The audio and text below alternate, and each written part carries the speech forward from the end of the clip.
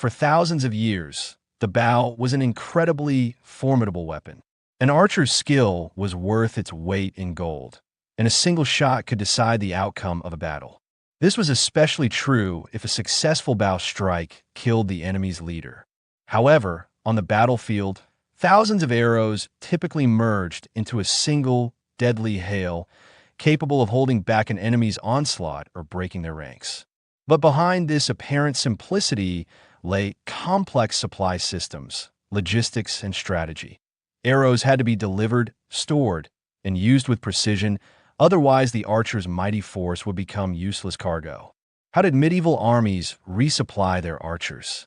What did archers do when they ran out of arrows? And why was volley fire so crucial to the success of battle? By examining these questions, we can see how sophisticated and technologically advanced the military strategy of those times was. We will now attempt to answer these and other questions. First, we need to note that the production of arrows for archers in the Middle Ages was an expensive luxury. Looking at historical sources, it becomes clear that the English archers' combat effectiveness on the battlefield was quite limited compared to that of infantry, lasting only a few minutes. On average, an archer could fire continuously for about 4 to 8 minutes before exhausting his supply of arrows. According to military standards of the time, an archer was expected to fire approximately 5 to 6 arrows per minute, and the most experienced archers could fire even faster, up to 10 shots per minute. The average English archer of the 15th century carried arrows in 2 sheaves of 24 arrows each. One sheaf of 24 arrows cost approximately 25 pence, and the average daily wage of an English archer in the 14th and 15th centuries was approximately 4 to 5 pence. However, during military campaigns, such expenses were often covered by the royal treasury or the treasury of the feudal lord who hired the archers. Supplying archers with arrows was expensive. This is not a myth, but a documented and historical fact. It is well known that upon becoming King of England, Henry V immediately began large-scale preparations for war with France. One of his first decisions was to appoint a Fletcher, a master craftsman responsible for supplying the army with arrows, to the position of keeper of the royal stores. This man was tasked not simply with overseeing the production of weapons, but also with building an entire system for supplying the army with bows, arrows, and materials needed. To fulfill this important task, the Fletcher was housed in the Tower of London, provided with a staff of assistants, allocated land, and granted the right to requisition wood throughout the country.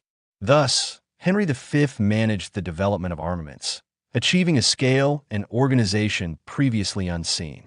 Medieval arrow production was complex and expensive. Arrow prices in Europe were high because creating a single arrow required the participation of several craftsmen. A blacksmith forged the heads, a carpenter sharpened and ground the shafts. A master binder handled the fletching and final assembly. Only the coordinated work of this entire chain made it possible to produce sufficient ammunition for large armies. Heavy military arrows used durable iron heads and long shafts, approximately 76 centimeters, made of lightweight but smooth wood, most often birch, aspen, or pine. Such arrows ensured long range and accuracy.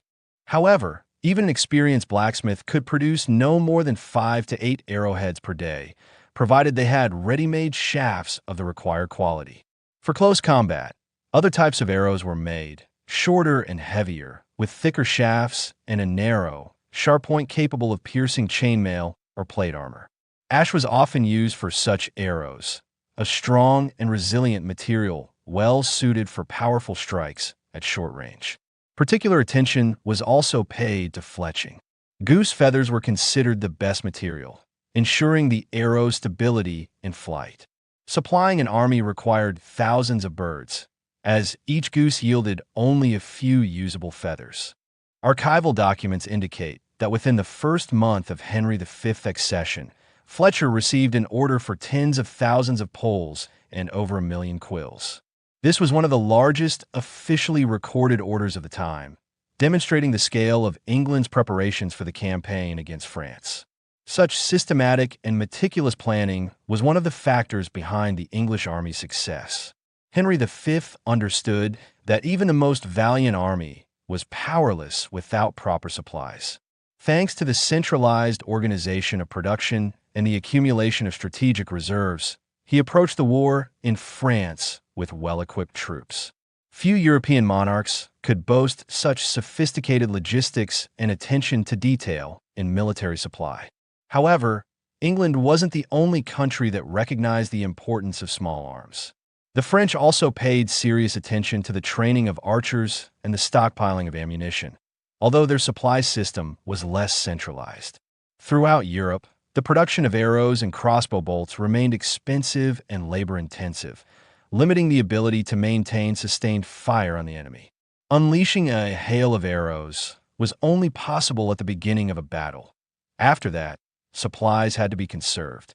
Even in armies where archers played a key role, the Mongols, Chinese, and Persians, the power of small arms had natural limits.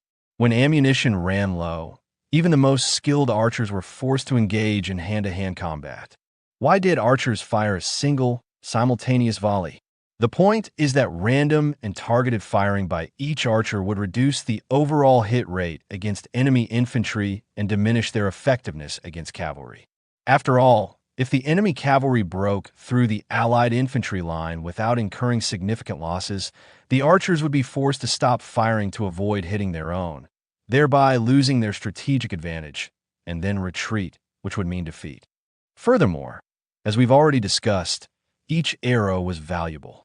Deploying several hundred archers with 2 bundles of arrows each was an expensive and labor-intensive undertaking. Mustering several thousand archers was even more difficult. On average, a good royal army might have had around 2,500 archers, a very rough estimate, as much as the ruler's resources allowed. A skilled archer could fire about 5 arrows per minute.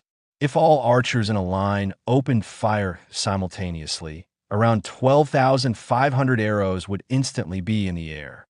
After 2 minutes, over 25,000 would fall to the ground, and by the 5th minute, over 60,000. This volley fire was extremely effective. It quickly thinned the enemy's front ranks, demoralized them, caused confusion, stricken horses, and created chaos in the front ranks, forcing the troops following behind to slow their advance or even retreat. If they managed to demoralize the enemy, thin their ranks, and dislodge some of their archers while only expending a fraction of their arrows, the infantry gained a significant advantage for the next attack, provided the enemy archers didn't have time to inflict significant retaliatory losses. Furthermore, archers most often concentrated their fire across the entire front, rather than selecting individual targets among the chaotically moving troops. What did archers do when they ran out of arrows? Archers rarely acted independently. Each group was usually followed by squires and supply trains with arrows. When the ammunition ran low, the squires delivered new bundles of arrows directly to the positions. However, the speed of replenishment depended on many factors, from the terrain and the density of the battle line to the intensity of the fighting. Sometimes supplies were delayed, especially if the battle was taking place in open areas. When the entire supply of arrows was exhausted and the battle continued or briefly paused, the army faced a serious problem: where to get new ammunition. To replenish losses, both sides often resorted to various tricks. For example, specially assigned men, serfs, adolescents, or other servants were sent to the battlefield to collect arrows lodged in the bodies of the fallen or embedded in the ground during breaks. The recovered arrows were then returned to camp and returned to the archers. These measures helped maintain the density of arrow fire, even when fresh supplies were running low. But at the most critical moments, archers could engage in hand-to-hand combat, armed with axes, maces, or spears. But history knows of interesting and inventive methods for obtaining arrows. The Chinese epic Romance of the Three Kingdoms describes an incident in which an army loaded bales of straw onto boats and sent them down the Yellow River, feigning an offensive. The enemy, believing it was a surprise attack, opened fire with arrows. Thousands of arrows pierced the straw, and the boats, loaded with free arrows, fell into the hands of the cunning soldiers. Thus, the army obtained a huge supply of arrows without risking a single life.